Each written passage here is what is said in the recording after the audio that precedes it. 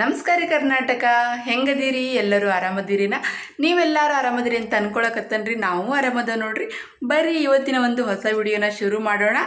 ಇವತ್ತಿನ ವಿಡಿಯೋ ಏನಪ್ಪ ಅಂತ ನೀವು ಆಲ್ರೆಡಿ ತಮ್ನೆಲ್ನಲ್ಲಿ ನೋಡಿರ್ಬೋದು. ಹೌದು ಗೈಸ್, ಇವತ್ತು ನಾನು ಒಂದು 4ರಿಂದ 5 ಥರದ ಕಡಧಾನ್ಯಗಳನ್ನು ಸುಲಭವಾಗಿ ಯಾವ ಥರ ಮೊಳಕೆ ಮಾಡೋದು ಅನ್ನೋದನ್ನ ಈ ವಿಡಿಯೋ ಮುಖಾಂತರ ತೋರಿಸ್ಕೊಡ್ತೀನಿ. ವಿಡಿಯೋ ಸ್ವಲ್ಪನೂ ಸ್ಕಿಪ್ ಮಾಡಬೇಡ್ರಿ, ಕೊನೆವರೆಗೂ ನೋಡಿರಿ. ನಿಮಗೆ ನಮ್ಮ ಈ ವಿಡಿಯೋ ಇಷ್ಟ ಆಯಿತು ಅಂದರೆ ಒಂದು ಲೈಕ್ ಮಾಡಿ, ಶೇರ್ ಮಾಡಿ, ಕಮೆಂಟ್ ಮಾಡಿ. ಮತ್ತು ಇನ್ನು ಯಾರೆಲ್ಲ ನಮ್ಮ ಚಾನೆಲ್ನ ಸಬ್ಸ್ಕ್ರೈಬ್ ಮಾಡ್ಕೊಂಡಿಲ್ಲ, ಸಬ್ಸ್ಕ್ರೈಬ್ ಮಾಡಿಕೊಂಡು ಸಪೋರ್ಟ್ ಮಾಡಿ ಅಂತ ಕೇಳ್ತಾ ಇವತ್ತಿನ ಒಂದು ಹೊಸ ವಿಡಿಯೋನ ಸ್ಟಾರ್ಟ್ ಮಾಡೋಣ. ಇಲ್ಲಿ ನಾನು ಒಂದು 5 ಥರದ ಕಡಧಾನ್ಯಗಳನ್ನು ತಗೊಂಡನಿ.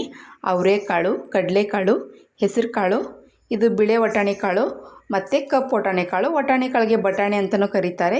ಈ 5 ಥರದ ನಾನು ಕಡಧಾನ್ಯಗಳನ್ನು ಒಂದು 3ರಿಂದ 4 ಸಲ ಸಪ್ರೇಟಾಗಿ ಸ್ವಚ್ಛ ತೊಳ್ಕೊಬೇಕು ಗೈಸ್. ಬನ್ನಿ ಮತ್ತು ಎಲ್ಲ ಕಡಧಾನ್ಯಗಳನ್ನು ಸ್ವಚ್ಛವಾಗಿ ತೊಳ್ಕೊಬಿಡೋಣ.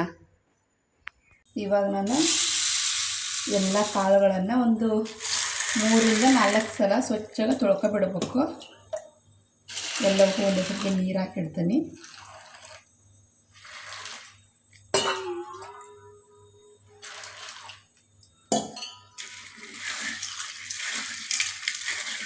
ಈಗ ನೋಡ್ಬೋದು ಎಷ್ಟು ಇದೆ ಅಂತ.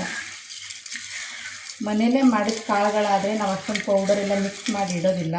ಆದರೆ ನಾವು ಅಂಗಡಿಯಿಂದ ತರ್ತಾವಲ್ಲ, ಕಾಳುಗಳು ಹಾಳಾಗಬಾರ್ದು ಅಂತ ಅದಕ್ಕೆ ಪೌಡರೆಲ್ಲ ಮಿಕ್ಸ್ ಮಾಡಿರ್ತಾರೆ. ಹಾಗಾಗಿ ನಾವೆಲ್ಲ 3ರಿಂದ 4 ಸಲ ಸ್ವಚ್ಛಗೆ ತೊಳ್ಕೊಬಿಡ್ಬೇಕು ಗೈಸ್.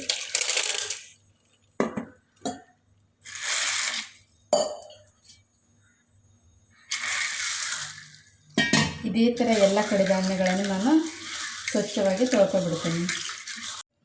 ಎಲ್ಲ ಕಾಳುಗಳು ತೊಳೆದು ನೀರು ಹಾಕಿಟ್ರಿ. ನೋಡ್ಬೋದು ಯಾವ ಥರ ನೀರು ಹಾಕಿನಿ ಅಂತ. ಇವಾಗ ಎಲ್ಲವಕ್ಕೂ ಒಂದೊಂದು ಮುಚ್ಚಿ ಒಂದ್ರ ಮೇಲೆ ಒಂದು ಇಡಬೇಕು ಗೈಸ್. ಸಪ್ರೇಟಾಗಿ ಇಟ್ಬಿಟ್ವಿ ಅಂದ್ರೆ ಜಾಗ ಜಾಸ್ತಿ ಬೇಕಾಕತಿ. ಹಾಗಾಗಿ ಎಲ್ಲ ಬೇರೆ ಬೇರೆ ಇಡೋ ಬದಲು ಒಂದ್ರ ಮೇಲೆ ಒಂದು ಈ ಥರ ಇಟ್ಬಿಡ್ಬೇಕು. ಇಡುವಾಗ ನೋಡಿಡ್ಬೇಕು ಗೈಸ್. ಇಲ್ಲ ಅಂದ್ರೆ ಬಿದ್ದು ಬಿಡ್ತವೆ.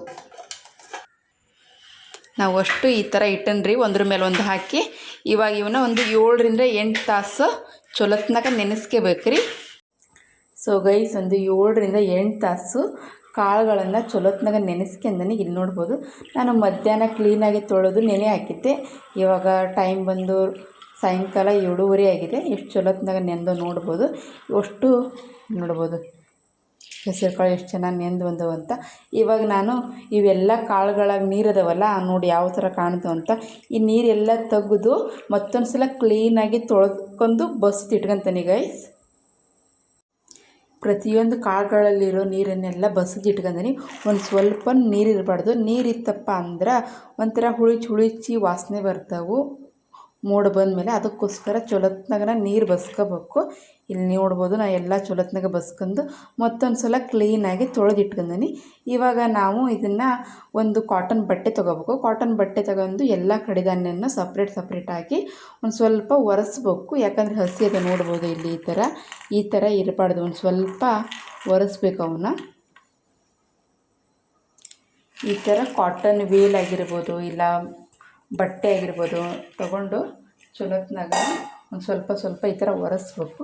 ಯಾಕಂದರೆ ಹಸಿ ಇರ್ತಾವಲ್ಲ ಅವು. ಒಂದು ಸ್ವಲ್ಪ ಜಾಸ್ತಿನೂ ಅಲ್ಲ, ಒಂದು ಸ್ವಲ್ಪ ಈ ಥರ ನಾನು ಎಲ್ಲ ಕಾಳುಗಳನ್ನು ಇದೇ ರೀತಿಯೇ ಒಂದು ಸ್ವಲ್ಪ ಒರೆಸ್ಕೊಳ್ತೀನಿ. ಇವಾಗ ನಾನು ಇಲ್ಲೊಂದು ದಬ್ರಿ ತಗೊಂಡೀನಿ. ಆ ದಬ್ರಿ ಮೇಲೆ ಈ ಥರ ಒಂದು ಜಲ್ಡಿ ಇಡಬೇಕು. ಈ ಜಲ್ಡಿ ಮೇಲೆ ನಾವು ಇಪ್ಪಟ್ಟ ಕಡಧಾನ್ಯ ಎಲ್ಲ ಹಾಕಬೇಕು.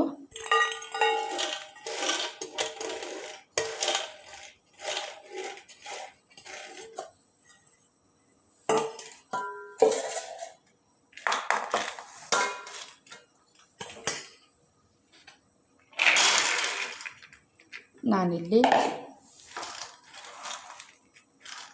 ಕಡಲೆಕಾಳು ಮತ್ತು ಕಪ್ಪು ವಟಾಣಿ ಕಾಳು ಏನಿದ್ವಲ್ಲ ಇವನು ನಾನು ಇದರ ಹಾಕಿ ಇದ್ರ ಮೇಲೆ ಇಡ್ತೀನಿ.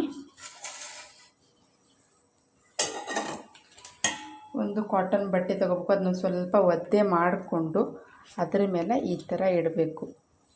ಒಂದು ಸ್ವಲ್ಪ ಒದ್ದೆ ಮಾಡ್ಕೋಬೇಕು, ಜಾಸ್ತಿನಲ್ಲ, ಒಂದು ಸ್ವಲ್ಪ. ಹೂರಣ ಪ್ಯಾಕ್ ಮಾಡಿ ಈ ಥರ ಇಡೋಣ. ಈ ಜಲ್ಡಿಲಿ ನಾನು ಹೆಸರು ಕಾಳು ಅದಾವಲ್ಲ, ಹೆಸರು ಕಾಳನ್ನು ಹಾಕಿ ಬಟ್ಟೆ ಆದರೂ ಇಡ್ಬೋದು, ಇಲ್ಲ ಏನಾದರೂ ಒಂದು ಪ್ಲೇಟ್ ಮುಚ್ಚಿ ಇಟ್ರೂ ಹೆಸರು ಕಾಳು ಬೇಗ ಮೊಳಕೆ ಬಂದುಬಿಡ್ತವೆ ಗೈಸ್. ಕಡ್ಲೆ ಕಾಳು, ವಟಾಣಿ ಕಾಳು, ಅವರೆಕಾಳಿಗೆ ಮೊಳಕೆ ಬರೋಕ್ಕೆ ಸ್ವಲ್ಪ ಲೇಟ್ ಆಕೈತಿ. ಆದರೆ ಹುರುಳಿ ಕಾಳು, ಈ ಥರ ಹೆಸರು ಕಾಳು, ಮಡಕೆ ಕಾಳು ಇರ್ತಾವಲ್ಲ, ಅವಕ್ಕೆ ಮೊಳಕೆ ಬೇಗ ಬರ್ತವೆ.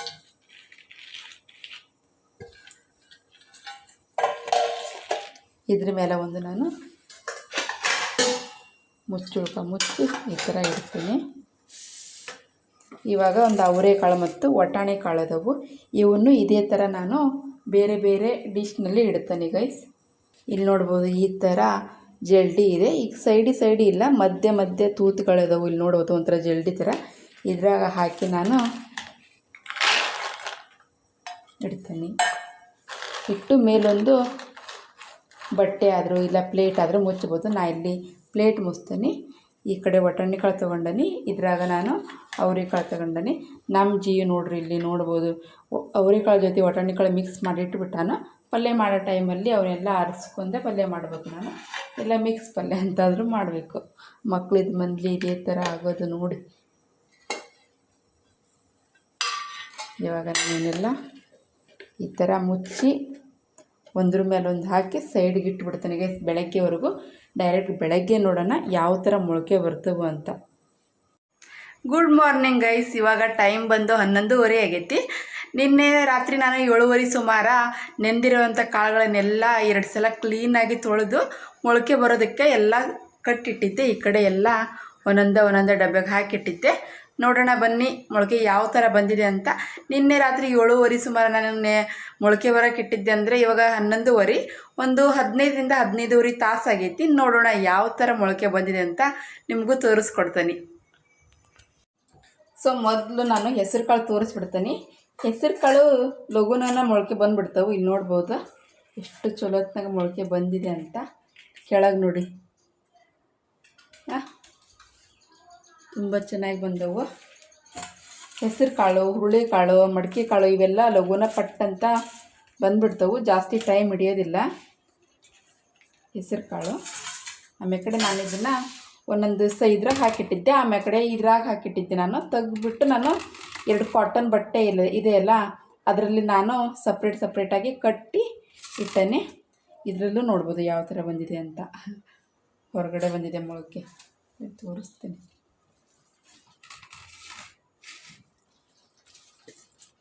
ಅವರೆಕಾಳು,